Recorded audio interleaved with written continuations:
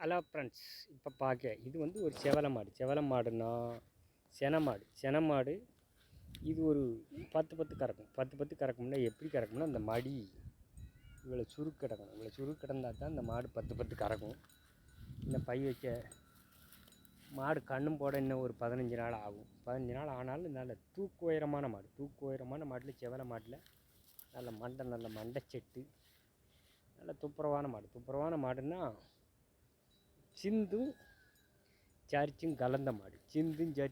மாடுங்கும்போது இந்த மாடு நல்லா பால் கெட்டித்தர இருக்கும். இவ்வளோ ஒரு மடிகாம்பு, இவ்வளோ ஒரு நல்ல பருங்குட்டு மாடுங்கிறது இதுதான்.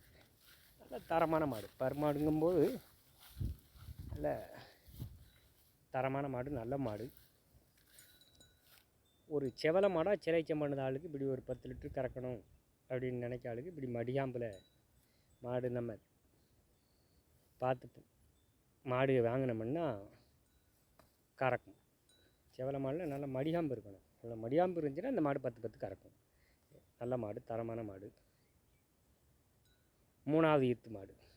2 கன்று போட்டு இந்த சேனை 3வது கன்று. 3வது நல்ல முதுகு நீளம், முதுகு அகலம், நல்ல சூப்பரான மாடு, நல்ல மாடு.